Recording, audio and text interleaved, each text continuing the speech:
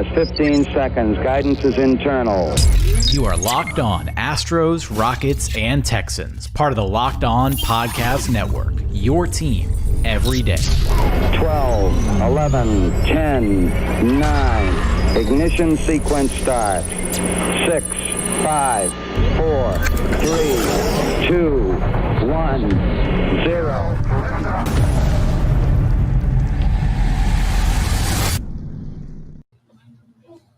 All right, let's go, buddy. Take us off. Yeah. We're live. Go. Hey, we are Locked On Astros, Locked On Rockets, and Locked On Texans. Thank you for tuning in. I'm H-Town Wheelhouse. To my left, I've got Eric, the man Heisman. To my right, I've got Jackson, the man Gatlin. And I've got Cody Davis, minus one of the hosts from the Texans, but that's okay. He's probably hanging out with Lovie Smith tonight. Welcome. Thank y'all for coming out tonight. Thank y'all for watching live. Cody, you gotta start us off. So I mean, we're gonna get we got our introductions out of the way and everything, but we've got obviously Locked On Astros here, Locked On Rockets here, one half of Locked On Texans. So hopefully you've got enough. Hopefully you can cover 100% of the ground on what's going on with Lovie Smith, because that's the biggest news of all three teams right now. Let's face it, the Rockets are chilling at the bottom of the Western Conference right now. They're rebuilding. The future is bright, but there's not much going on in Rockets territory right now. We don't even have an Astro season to talk about yet. Yeah. So hey. We'll get there in a minute, Eric. But Cody, kick us off. What's with Lovie Smith? What was your reaction to the hiring, and how do you feel about it so far to this point? I love it. That's all I have to say about it, because first and foremost, when you take a look at the Texans, everyone knows what the last 2 years has been for the Houston Texans. I mean, you saw it. I mean, at one point you're up 24-0 on the eventual champions in the Kansas City Chiefs. And within a blink of an eye, this is an organization who had to hit the reset button on a rebuild that nobody ever thought was going to happen, especially this soon. I mean, you just mentioned the Houston Rockets, and we all know the debacle that took place with James Harden. But one thing I have to say about the Rockets rebuild, at least we know it was time for the Rockets to hit the reset button, because, when they lost to Golden State the second time around, that was the nail in the coffin for the Rockets. And that trade again, that trade when they traded Chris Paul for Russell Westbrook, I said to myself, this is literally like just you're just reaching, hoping to grab something. Oh, the nail in the coffin for the nail in the coffin for the Rockets, Cody. I'm going to push back there for a moment. The nail in the coffin for the Rockets was James Harden deciding he wanted nothing else to do with the city of Houston. It wasn't the loss to Golden State. It was James Harden. I think it was that. I think it was that second loss to Golden State. But we're going to get into that a little bit later. But when you take a look at the Houston Texans side of things, this is a rebuild that should not have that should not happen. You trade DeAndre Hopkins, you give Deshaun Watson a contract. Then within 6 months of him signing the contract, he wants out because his organization was a joke. I mean, and everyone knows everything that has been going on with this organization from the outside looking in. When you brought in Lovie Smith, it actually brought a sense of stability to the Houston Texans. Now they're actually starting to get their reputation back, looking like an actual franchise. Because let's face it, the Houston Texans going into the 2021 season, they was the laughing stock of the league because there was so much drama and nonsense going on.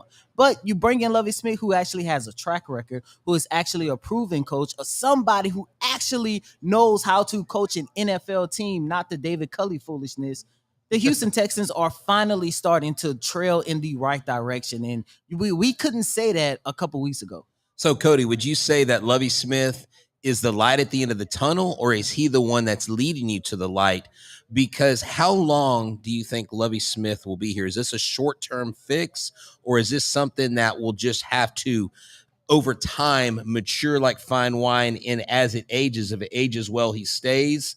Kind of a short lease, like let's see how you do year 1, year 2, year 3. How's that going to go? He's not going to be the guy that's going to lead the Texans to the light at the end of the tunnel. As a matter of fact, Lovie Smith, if I'm not mistaken, he signed a 3-year contract. I think he's going to coach 2 out of those 3 years, but with Lovie Smith being the head coach, he is the guy that's actually going to put this organization on the right track. So when the next coach comes in, and hopefully in the next 2 years, this is an organization that could finally start competing for a playoff spot, he's actually going to be the one to kind of get this organization back to a little bit close to where it was prior to the whole Deshaun Watson and D-Hop foolishness and all this other stuff.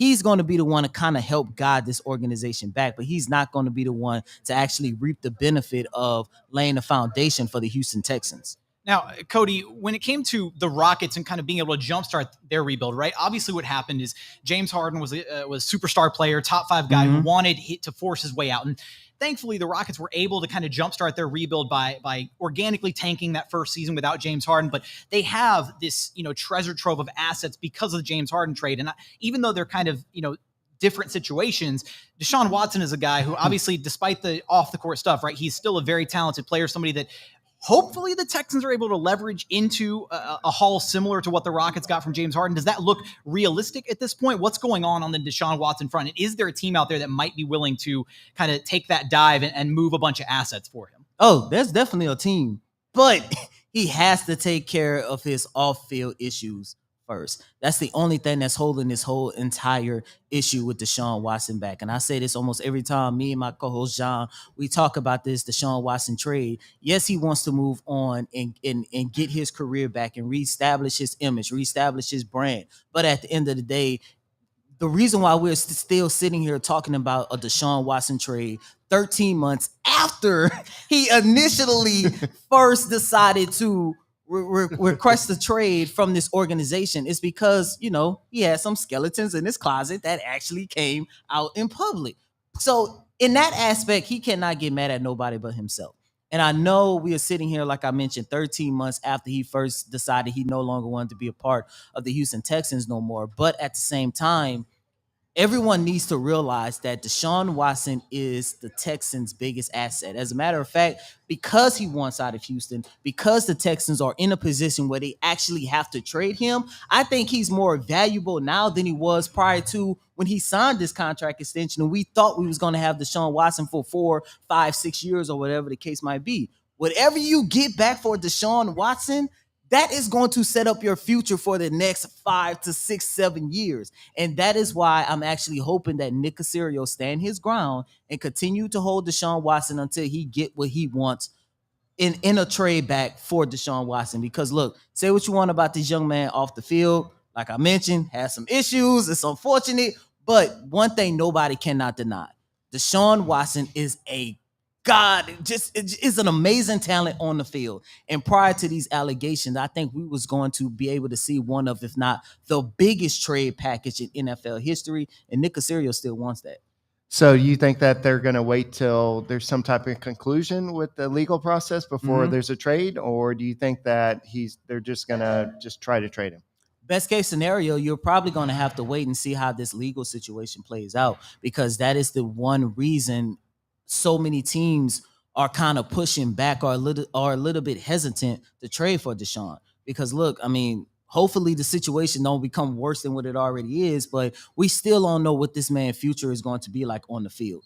So a lot of teams, every time they try to go into trade discussions with Deshaun Watson and the Texans, they try to get him at a discounted rate. I mean, look, we all human. Anytime we see a product that we want, we try to look for any type of scratches, any type of damages that's on this product to see if we could knock the price down just a little bit more. And that is what the other 31 teams in the National Football League that has their eyes set on Deshaun, that is what they're trying to do. But Nick Caserio, like I mentioned, he knows the value of Deshaun Watson on the field, and he wants everything back, and he should.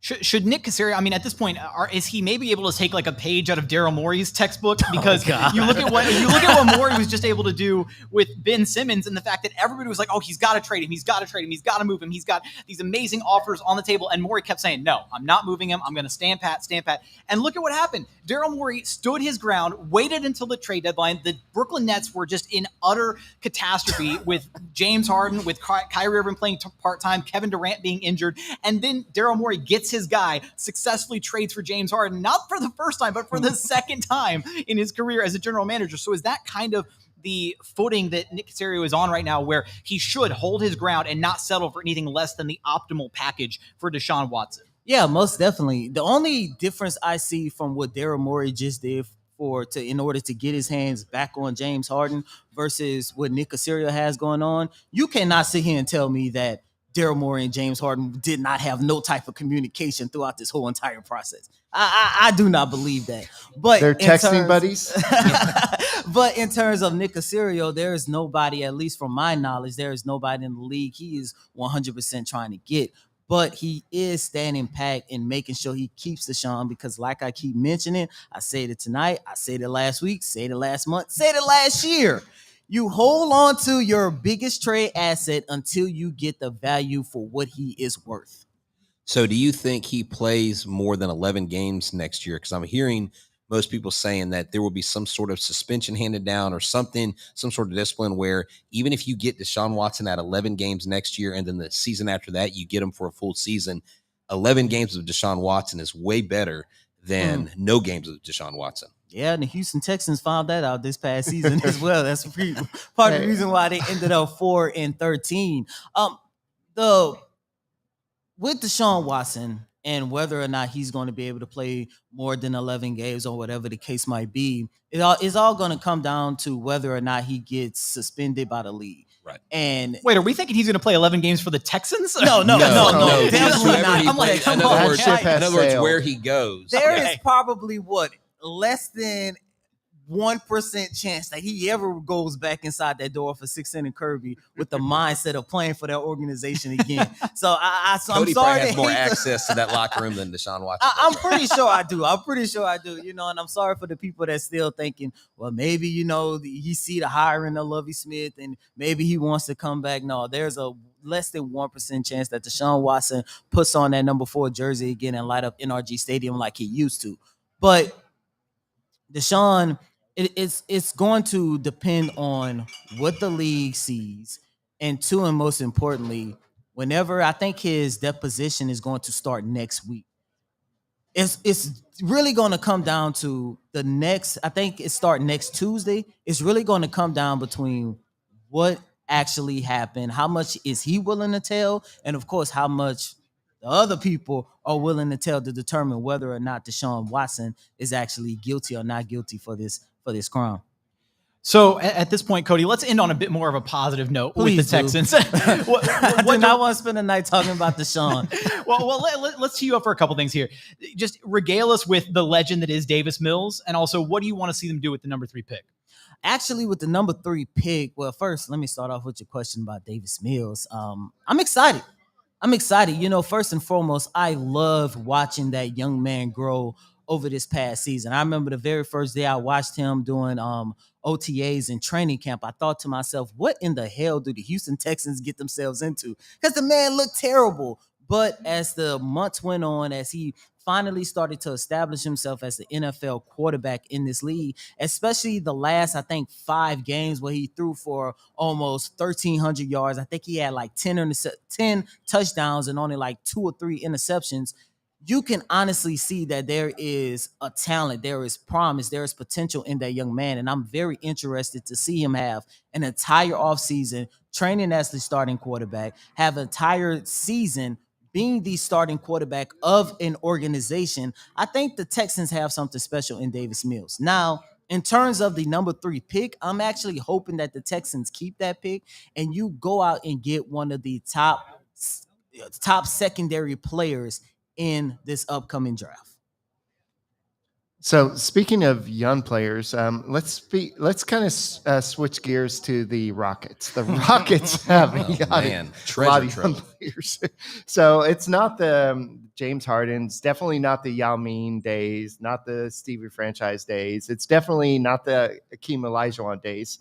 What's going on with the Rockets? What do we have to look forward to with the Rockets? Well, right now, I mean, obviously the Rockets are at the basement part of a rebuild, right? So it's kind of weird because this Rockets organization is an organization that hasn't actually really dealt with a lot of rebuilding over the last 2 decades or so, because under the owner, Leslie Alexander, they were largely a team that never wanted to truly bottom out. They were a team that wanted to be competitive year in, year out. Leslie Alexander didn't want them to ever truly tank and, work their way to the bottom of the standings to pick up a top draft asset. Now, there were a couple times that happened. Obviously, when they picked up Yao Ming, there were a few times where they did have some seasons derailed due to injury and that kind of thing. But those are, largely factors that you can't really control, unfortunately, as far as the league is concerned. And it's kind of, those factors are outside of the organization's control. But past that, they've largely been at a competitive organization. So now they're at this point where they are in the post James Harden era, and they've jump-started their rebuild essentially by spending last season. They navigated away from James Harden. They were able to send him to the Brooklyn Nets, pick up the Nets draft picks for the next decade,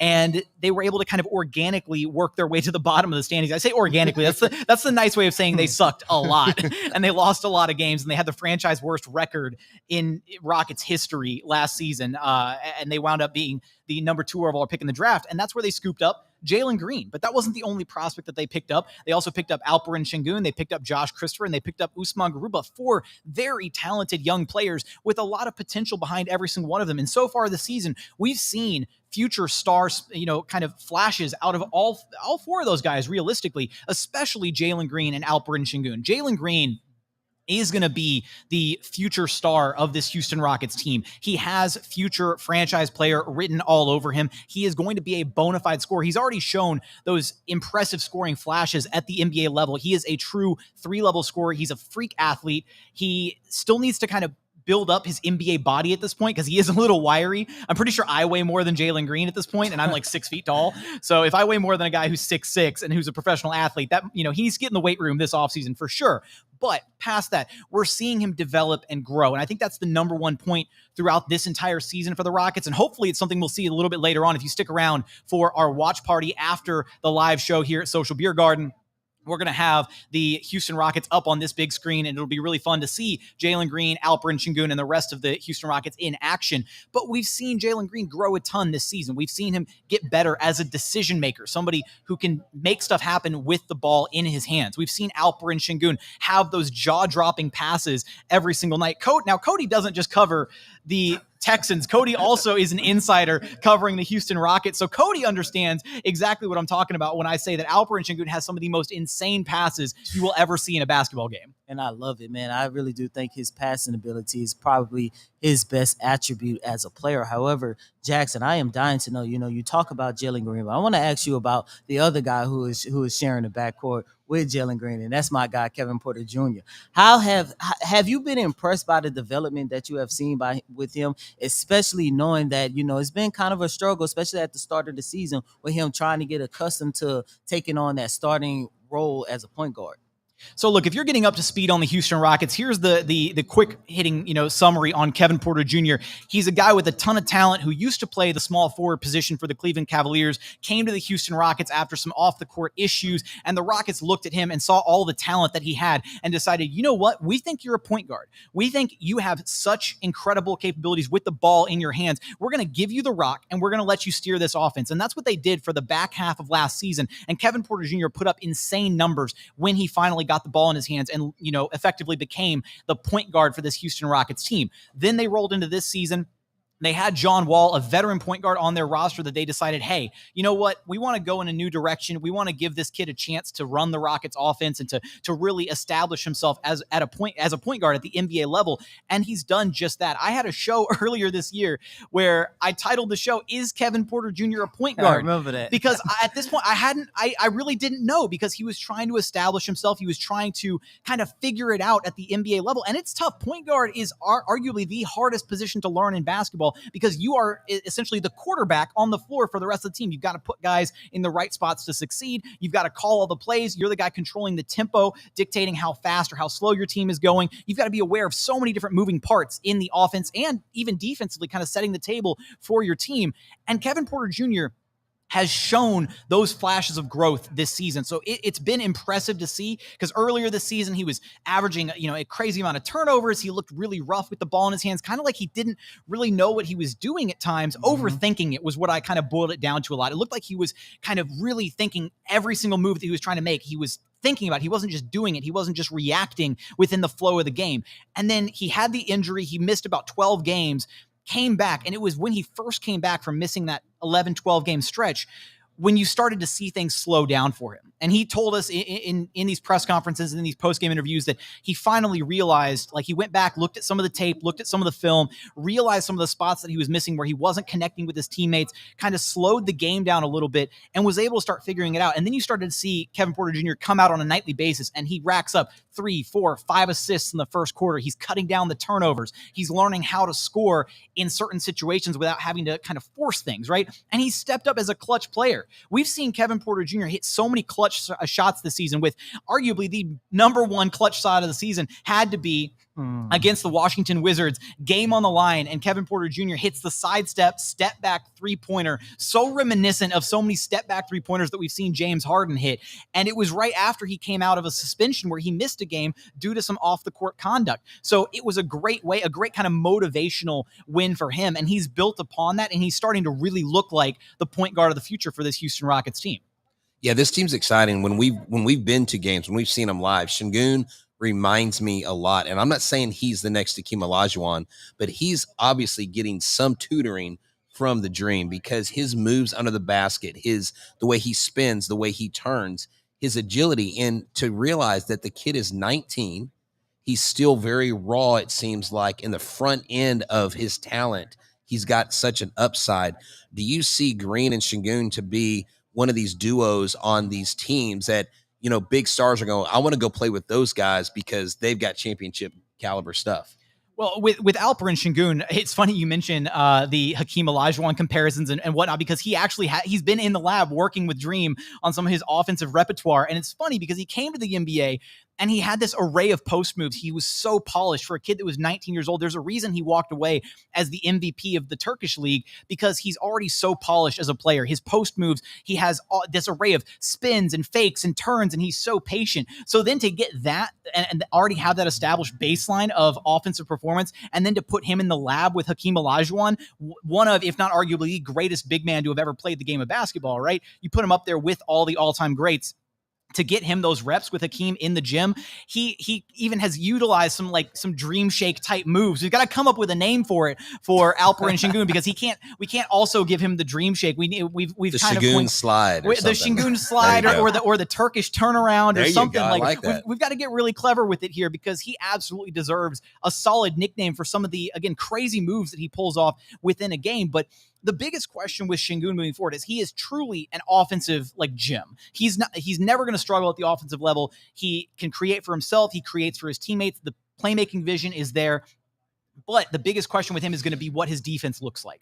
And he may be limited a little bit by some of his physical skills. So he may not be the fastest or be able to jump the highest or anything like that. But he's a very smart player. I think the number one skill set that he has, past the scoring, past the playmaking, is just he's such a high IQ basketball player. He processes the game so much quicker than any other 19-year-old I've ever seen. When talking about Alperen Şengün with Ryan Hollins, the broadcaster for the Houston Rockets, Ryan Hollins said, don't get it twisted, but he said, when you see guys processing the game like that, it makes you think of some of the all-time greats. It makes you think about LeBron James and how he processed the game so quickly at such a young age. And you see flashes of that with Alperen Şengün, how he's reading 2, 3, 4 moves ahead of where players are on the floor.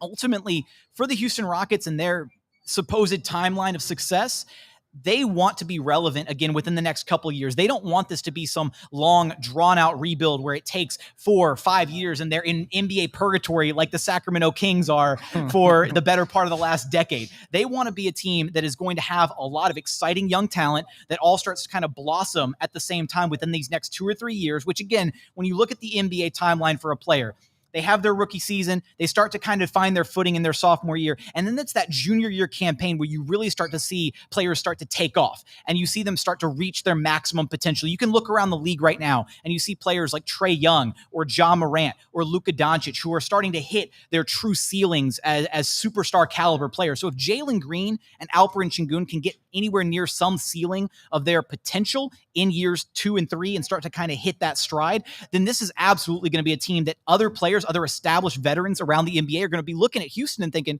yeah, I want to play there. Let's go team up with them, because then you've got 2 young up and coming NBA studs And if you're the established veteran, you can look at this Rockets team and think, you know what? I'm the missing piece. I'm what they need to get over the hump. I'm what they need to be back at being a championship contender. So for me, I don't think this Rockets rebuild is going to take 4 or 5 or 6 years. I think we could be talking about Rockets playoff chances within the next 2 to 3 seasons at the latest. Okay, you've sold me a little bit. I'm pretty good just at that. A little bit. So just looking at the overall picture, free agency. I mean, I know the season's still going on, but do you think that there's any what player do you think the Rockets would need to land this offseason to make them a little bit better than what they are right now? Well, ultimately, unfortunately, as far as their timeline goes, this upcoming free agency kind of doesn't matter for them. Right. Next season, they're hoping to be a little bit more competitive than they were this year, but they're also still dealing with the fact that they have John Wall sitting on the books and he's not playing basketball. And it's kind of tough to be a competitive team when you have $45 million sitting on the bench as an assistant coach. So depending on what they do with John Wall, that's kind of the next big question mark for this Rockets team. They're going to have a top pick in this next year's NBA draft, and that's kind of the next biggest impact player that they're going to be able to bring into the fold is who do they walk away with in this next NBA draft. There's so many talented individuals, and a lot of them are bigs at the top of this next draft. So there are some question marks about what the Rockets ultimately are going to do with Christian Wood, who's their starting center, whether or not they want to move Alperen Sengun into the starting role starting next season, and who they want to pair with him in the front court from this NBA draft. You could take Chet Holmgren, you could take Paolo Banchero, you could take Jabari Smith Jr. They've got Jaden Ivey looks incredible, although the Rockets are kind of stacked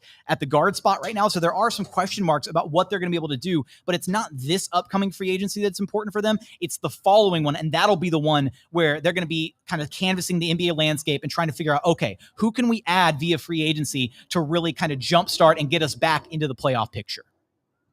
Yeah, I really like that. I like their future. I mean, they have been exciting, even though they haven't won a ton of games, watching their energy, watching them on the field, watching them on the court of play, that their future is bright. So this year, what do you think the biggest takeaway for you as an observer of Coach Silas and how he's done? It's been kind of an up and down season, honestly, because there have been some mixed signals as far as what the coaching staff is trying to accomplish on a game-by-game basis. But I do think my large takeaway is that every player on this Rockets team has improved under Coach Silas. And whether that's a direct result of Coach Silas or whether that's because of the coaching staff at large, pointing to the assistant coaches and all the work that they do with the players, or maybe it's just a bit of the natural progression from the players themselves. Like they're just naturally getting better as the season goes on. It's one of those things where I do think that should be one of the takeaways is that every single player, Jalen Green, Alperen Sengun, a couple of the players from last season, Jay Sean Tate, KJ Martin, a lot of the names on this Rockets team have gotten better as the season has progressed. So ultimately, it's one of those, next season is going to be the biggest season for Stephen Silas to really see whether he's the long-term coach for this Rockets team or whether he's just the coach who's here for the here and now and whether or not they have to move on from him next year. He hasn't done enough, in my opinion, to guarantee himself like a long-term seat as the Rockets head coach, because at the end of the day, he just became the head coach last season. And just like a lot of these young players, these rookies, these sophomores are trying to figure themselves out as NBA players and figure out what they can do at the NBA level, Stephen Silas is trying to figure out how to be an NBA head coach. He's still learning on the fly. He's still trying to understand the boundaries between what he was able to do as an assistant coach for the past 20 years at the NBA level versus having to be the guy, having to be the voice and setting the tone and the culture for this Rockets team in that locker room. So it's tough for Stephen Silas. He's got a lot to learn, but so far he's been impressive with me. He's very transparent. He's very upfront about answering questions. He does his best to be insightful with media. And I think that's something that goes a long way, because sometimes you'll get some really you'll get coaches who are just really sour. Like they don't want to bother with media. They get tired of being asked questions repeatedly, but Stephen Silas is always warm and welcoming. And he speaks so highly of these Rockets players. And I think harboring that positive connection with them is really important for these young players as they're growing, as they're kind of starting their NBA careers, to have that kind of positive reinforcement from a coach. Now, is that going to be the long-term solution for this Rockets team? And will he be the coach when they're playoff bound again? I don't have the answer for that. We'll learn more about that next season for sure, because that'll be the season when we want to see them be a little bit more competitive. But guys, we have to maybe change gears here a little bit, because I want to Jackson, I'm gonna have to cut you off. Okay. Why I'm gonna have to be MLB owner, and I've given you 15 minutes. So that's all you get. You're the Players Association. That's I don't like what you have to say. So we're gonna have to move on from this. We're gonna have to meet again next week because next week. Yeah, next week because for another 15 minutes, or are we going 20 next week?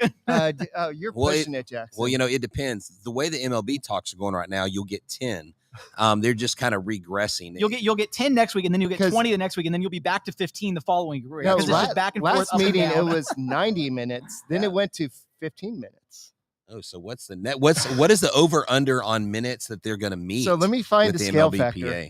Yeah, let's do that. So here at Locked On Astros, where we're your team every day, it is very frustrating as baseball fans. Eric and I are chomping at the bit. We're supposed to be talking about spring training and the first reps. Who's the Astros shortstop? Yeah, who's the shortstop? Is Carlos Correa going to remain a Houston Astro? Is Jeremy Pena the answer, the second coming? I mean, what is going to happen? Kyle Tucker, Alex Bregman, there's so many questions on this team, but there's such a bright future. There's more questions surrounding the Astros right now than there are about, I think, the Rockets and Texans combined, honestly, at this point. Are you sure about that? Hey, I mean, there's a lot of the Texans questions. got a lot of questions, man, good and bad, and most of it is, Thank you. Is that really a question we got to ask about this organization? But go ahead, Jackson. Well, what I wanted to say is, did you guys see the video the other day? I think it was the recent UFC outing here in Houston, where I think Bregman was walking back through one of the Toyota Center tunnels, and somebody was like on camera, but they had the camera like pointed at the ground, and somebody like dapped him up and said, "Hey, you got to get Carlos to come back." And he said, "I'm trying, bro. I'm trying so hard." It didn't sound hopeful. It didn't. I'm trying. Okay, well, maybe try harder with the salsa too, but go ahead. So at that he point, is like, H-Town Wheelhouse. You can find him at H-Town Wheelhouse. So, what are we looking at here? Optimistic? Is it going to happen? Is Carlos Correa going to come back, or have we already said our goodbyes and are we just kind of past it at this point? I think it all really depends on the CBA talks. If they raise the luxury tax threshold, I can see the Astros going after him. I think that he fits here. He makes sense here. But at the same time, the Astros have an in-house option with Jeremy Pena. I think they're going to go with a free agent that makes sense. As much as I would love to have Trevor Story here, he makes a lot of sense for the Houston Astros. He will cost a lot of money. If you're going to pay for Trevor Story, why not just go ahead and pay for Carlos Correa? But I think that you'll see somebody like Anderson Simmons or Jose Iglesias, somebody to just bridge the gap until Jeremy Pena is ready, and then save the money for Alvarez, save the money for Kyle Tucker, because Juan Soto wants $500 million. And so if Juan Soto wants that much, how much is Kyle Tucker going to want once his time's up? No, yeah. I mean, the salaries in MLB are, I think they're just kind of a little bit out of control. I think pro sports too, at some point you wonder when the dam is going to break on all these salaries. And the problem we have in MLB is that the owners, since the last collective bargaining agreement, their revenue share has gone through the roof, where the major leaguers share has actually gone down. And we had Ben Verlander on the show last night talking to us about that. A former minor leaguer, told us that, he made $9,000 his last year as a fifth-year minor league player. $9,000. I can make more than that bagging groceries at HEB in a year. You know what I'm saying? And so I make way more than that as a teacher in my day job. That's 3 times you've said that in the past week. Well, hey, I'm just saying, it amazes me that these guys play professional baseball. These minor leaguers, they get sent. Basically, they're working year round. They're sent off-season workouts. They have to do what the big league clubs want them to do all year, but they get paid pennies on the dollar. The Astros with Carlos Correa, if I could circle back to that, he absolutely fits in Houston. When I talk to people from other cities who when I go on other podcasts and talk to their host, they're like, Carlos Correa, I don't see him being in any other uniform other than Astros uniform. And one team has popped up lately that was shared with me that I hadn't even thought of. Watch for the California or the Anaheim Angels or the Los Angeles Angels of Anaheim or whatever you call them. Watch for them to come in and swoop because they like making middle finger moves. They hate getting pitching, and Carlos Correa would be another bat. They paid Pujols that big contract.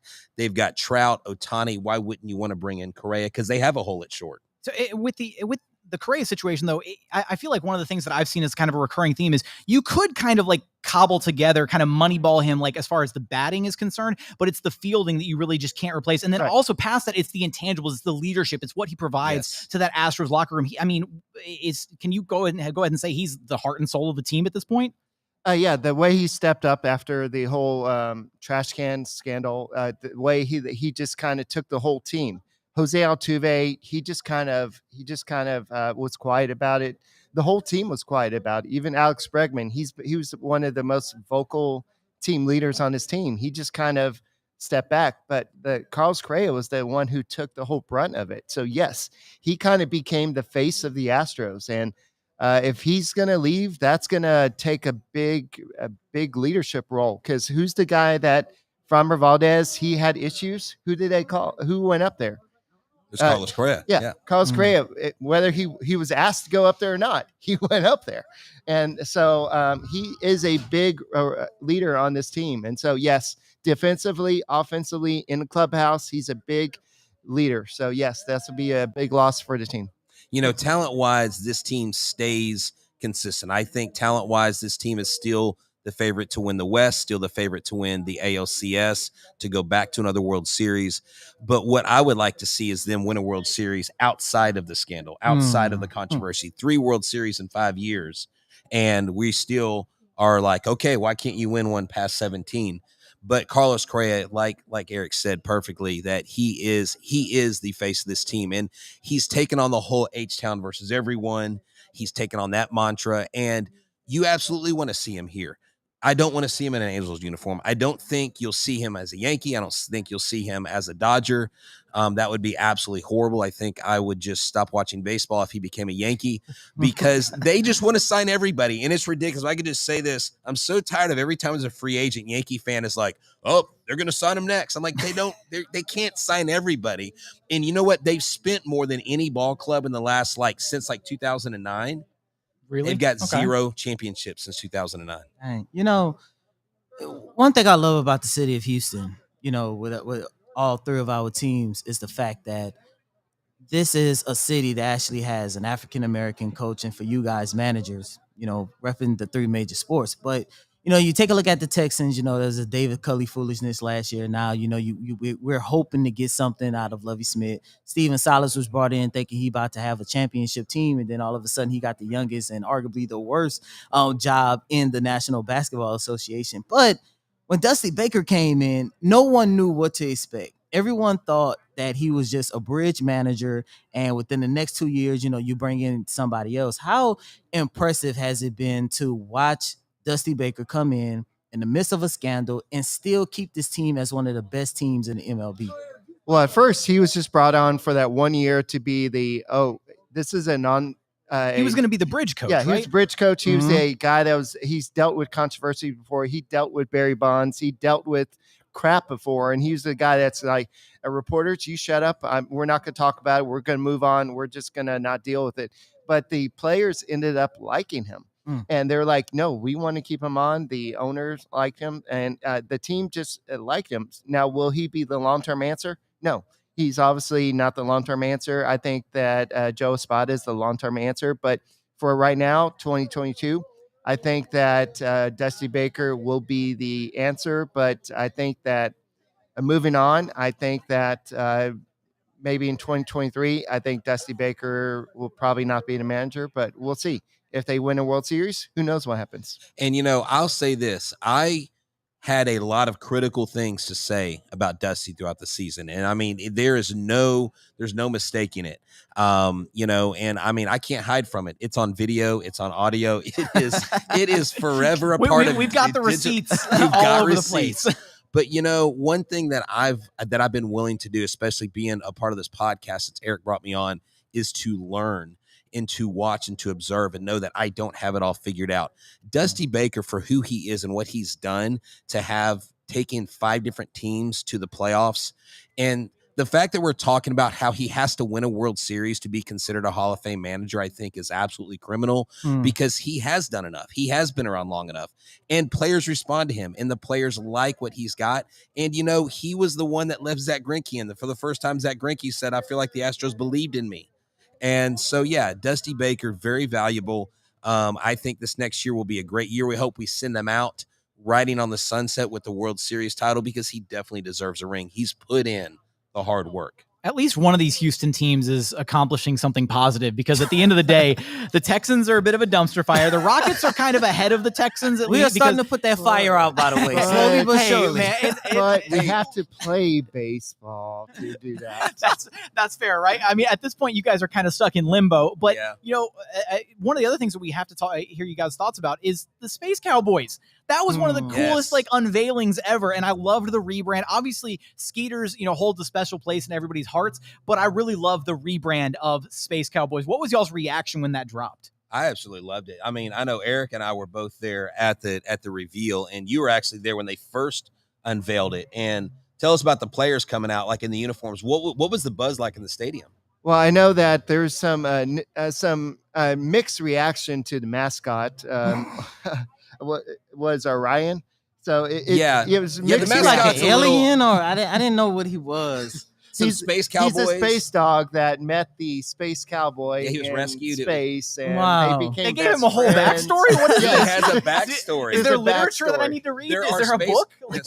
Apparently, there's space cowboys in some multiverse or something. Yeah, but I think it kind of fits the culture. They said that it fits the culture of Houston. The history of Houston is space and cowboys. So it just.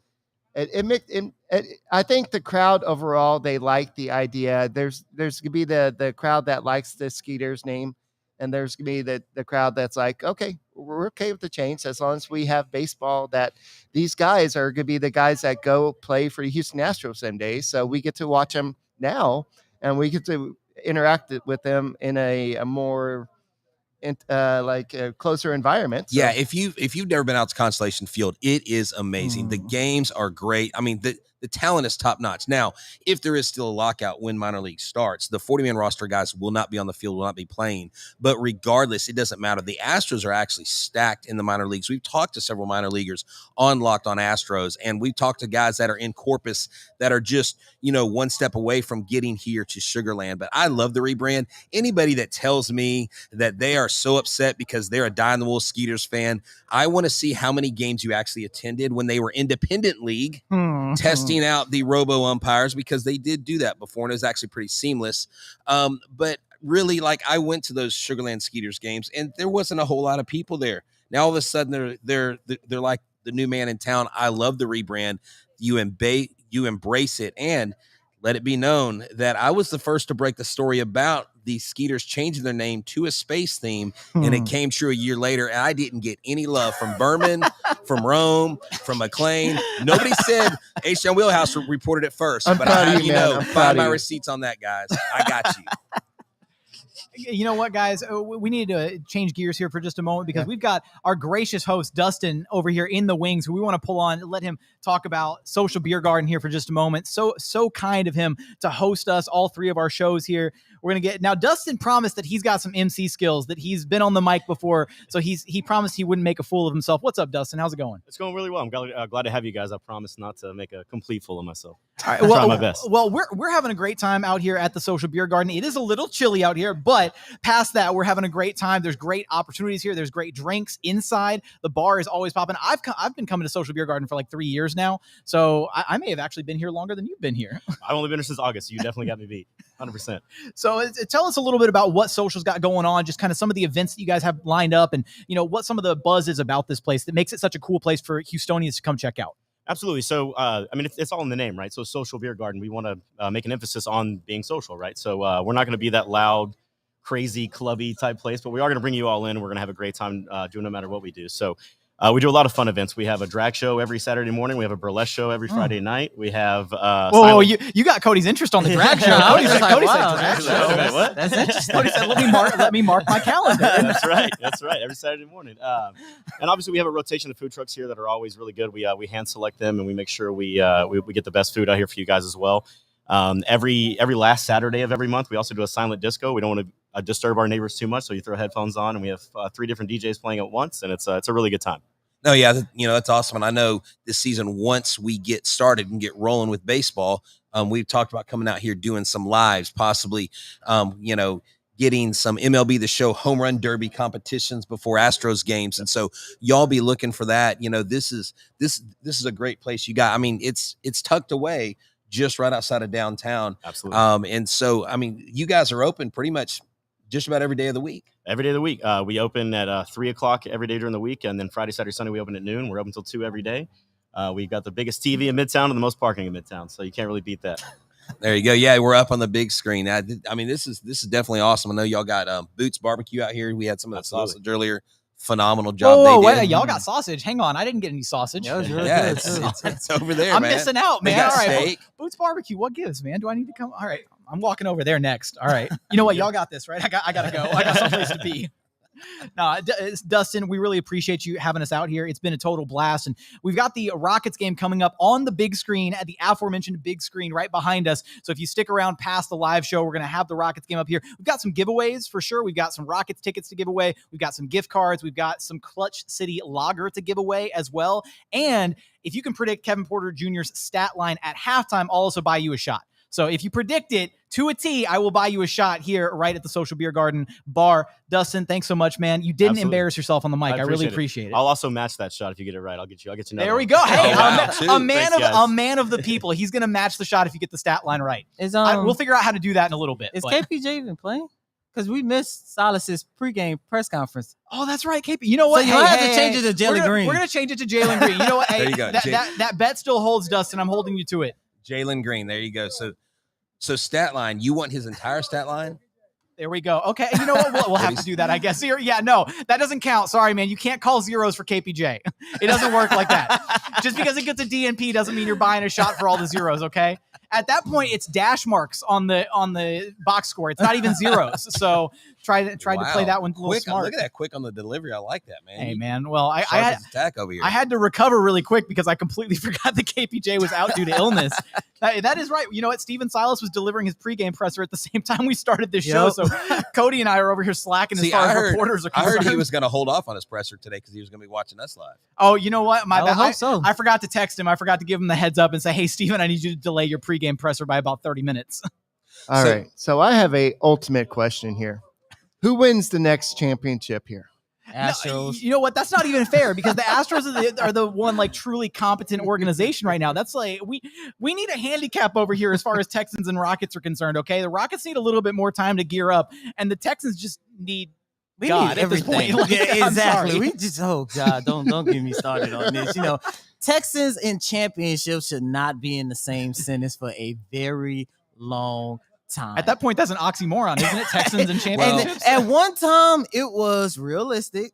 Up 24-0, Kansas City. Yeah. I think that game was on January 5th, 2020. I remember Right watching that before game live. the world literally went crazy, and it was like, man, are they really going to do it? And after they allowed Kansas City to score 48 straight points, and everything just went to hell after that, and they had That recover. was a turning point. That reminded me of the Bills Oilers collapse. The Oilers collapse. It was at 92 or 93. I want to say. Yeah, it was 93. It was I was in high school, and we literally went to Sunday night church thinking the Oilers had it wrapped up. And our pastor delivered the message at the end, and we had a really long prayer after that because Really everybody quick. was sad. Really quick, what is it about the city of Houston and just blowing leads? Because it wasn't that long ago. The Rockets. Don't do it. Come on, man. 3-2. See, You Jack- got two chances. And if that wasn't as bad, the following year, Kevin Durant goes out and they still can't get the job done. Steph Curry, 33 points in the second half. You know what, And you just Cody? I don't. Man, how it dare, hurts. How dare It you hurts. take the salt and pour it in the wound? It's still fresh at this point because ultimately, look, I don't want to hear it because one of the referendums that gets thrown around is, yeah, Steph Curry had the 33 in the second half. It's because he had the superstars around him that he could put up 0 in the first half and then come back and score 33 in the second half. But my only rebuttal to that, the Rockets were up by, I think, 10 or 11 at halftime, and Steph literally had 0, and they didn't have Kevin Durant. Yeah, and I get it. The Warriors was the Warriors before KD got there. I understand that. I get it. But the fact that they still blew it, which one hurt most to you? I think 19 hurt more to me than 18 did. No, there's no way, because 18 was the year. 18 was the year. That was the year they were supposed to win the title. Is that the Chris Paul hamstring? That's the Chris Paul hamstring. The That Chris was Paul the year, hamstring. because not only was the Chris Paul hamstring, it was the fact that they had 2 chances in game 6 and game 7 to close them out. And in game 7, they had the 0 for 27 from 3. And the 0 for 27 wouldn't have happened if it weren't for one Scott Foster. I will never forgive that man. You can't blame Scott Foster for them missing 27 straight threes. I can blame Scott Foster for waving off the 3 that James Harden made. That was clearly a continuation call and would have stopped the drought at about 0 for 14. You're right. I know I'm right. So that's one. So what about the other 26 that they missed? Hey, you know how we all know how butterfly effect works here. Cody, come on. He makes the 1-3 and then history is completely different. And the next 14 misses never happen. Okay. I don't want to hear it. But This is okay. Ashton sometimes Kutcher. they just need to see one go in. You're right. You're right, JT. See, this is what I love. Jackson, we were riding off into the sunset talking about the Oilers and Texans collapse, and Jackson's like, I made it out safe. And Cody said, oh, but do you remember this? And I mean, look, each team, I mean, even the Astros, I mean, maybe not as big of collapses, but, going to a game 7 and losing to Kendrick, hitting the foul pole or hitting that home run, and them beating us on our home stadium. Now, this last year, I wasn't at that game. I was. Eric was. So I was at game 2. You can Me hear and my it in Eric's girlfriend were voice. there. He goes, I was. Yeah, I we was saw there that 1,000 Soler yards home there. run. It Yes. was like out of the stadium, and I was just like, oh crap. See, he was so he and I were both at the Albert Pujols home run game, where like Lids, the second that ball hit the bat, you heard a collective gasp in the stadium. You literally heard the ball hit the window and the tracks in that stadium. Albert Pujols, a year after, said it in an interview. He could hear the dirt crunching under his cleats. He asked his players to pinch him in the dugout because he thought he was dreaming. So yeah, we have the H in Houston does stand for heartache. But I really Heartbreak believe Houston. that, let me tell you, if you're a Houston fan and you've been a Houston fan your whole life, you're to be commended, because we've been through the thick and the thin, and there's been a whole lot of thin. Haven't been a whole lot of thick. I will tell you, that Braves game, there was a lot of tomahawk chops. There was a lot. It was very. But see, even with that Braves game, I think in that game, Ian, you probably felt this in the stadium. I don't know that they ever felt like the Astros were ever really, they had a chance in that game. I just think the That was Braves like just beat Game them fair and 7 square. with in the World Series against the Dodgers. It's probably how Dodgers felt in that game. Yeah, exactly. You knew the Astros were going to win that game in LA. Still sweet. 17 is a legit title. Well, so here, as two kind of outsiders looking in, I'm going to leave the voting up to you guys, and maybe we'll get a stalemate draw here. Which organization do you think is going to be relevant again, or we'll say make the playoffs again? We'll set the bar really low here between the Rockets and Texans. Who do you think? Wow. I already agree, Rockets. Like, I cover both teams, and I can tell Oh, sorry. you. Did I say that too fast? Yeah, no, I would 100% agree with you. Like, I cover both teams, and, yes, the Rockets, what are they to enter in tonight's game? What, they're 15 and 41, 42, somewhere Yeah, along somewhere those right around lines. there. But you can see. You start to lose track of all the losses. Yeah, I know. I was on ESPN the other day. I was looking for some stat, and I just saw L's just down the road. And I was like, it hurt, because it wasn't that long ago. All you saw was W's and greens. But, when I take a look at the Rockets, they already have their foundation in place. And JT, you can let me know if you agree with this statement really quick. But I think one of the biggest issues with the Rockets right now, they need to find a way to get consistent. Because you go back to the game they had against the Phoenix Suns last night, they was in that game. You go back to the 3 games that they played against the Lakers, it literally took LeBron James going GOAT mode in order for them to hold off the Rockets. But when it's a random Monday night against the San Antonio Spurs, and within the second quarter, they're down by 25 to 30 points, it's like, why are we here? They are very inconsistent. And all you have to do is just take a look at this week. Yeah, it's The lack because of of the experience. age. Well, the Astros did the same thing. They played really well against the better teams, and then they kind of played bad against the weaker teams. So. Part of it is, right, you have an understanding, right? If you've played, any level of organized sports, or just even looking at professional sports, is there's kind of this idea that players kind of get up for some of the bigger games, right? So when you're going up against a better team or one of the top teams in the conference, or you're getting up for a game against a LeBron James Christian or Wood whoever, wanting to make a statement against AD. Exactly, right? There's a bit more of a competitive edge going into some of those games, but I think, you guys hit the nail on the head there, chiming in from all across our 4 microphones. It's the inconsistency is because of the youth. They're a young team. They're trying to find themselves at the NBA level, and that's kind of to be expected. Now, maybe not nearly as much of like the ping-ponging up and down like this. You'd want to see a little bit more consistency across the board, and that's kind of hopefully what they're going to be able to get over this last 1/3 of the season after the All-Star break, with the addition of a veteran point guard in Dennis Schroeder into the lineup. That was their big deadline acquisition. It wasn't necessarily a big acquisition at the deadline, but in just a couple of games so far, with Dennis Schroeder, he has already proven how impactful he can be as a veteran presence to help kind of corral and guide these young guys on the floor. Because at the point guard position, no disrespect to Kevin Porter Jr., he's done a phenomenal job growing into that role. Having a backup point guard who really knows how to rally the troops and get guys going and get them in the right spots to be successful is going to really help this Rockets team to have that on the floor in conjunction with the 30 to 34 minutes a night that KPJ plays. Yeah, exactly. And, just to kind of go off what you're talking about here with the Rockets is, bringing in Schroeder just seems like a phenomenal move for them. But Jalen Green, isn't he heading up the dunk contest over the All-Star break? Is he? He is the headliner. It's really just between him and Obi Toppin at this point. Like those are going to be the 2 finalists, like almost guaranteed. Cole Anthony and Juan Toscano Anderson were kind of just like, it looks like the NBA just went around the league and were like, hey, can you nominate somebody for the dunk contest? Because we really don't have like 3 or 4 names, which is ridiculous because KJ Martin, another player on the Houston Rockets, absolutely should have been in the dunk contest. And he even said before the official announcement was made, or not officially made, but when it was leaked by Shams and Woj, because it was leaked like a week and a half before and they had to pretend like the names weren't out there. KJ Martin is a guy who would absolutely be electric in the dunk contest, just like his dad was at the NBA level. He is a high flyer. He's a more explosive dunker.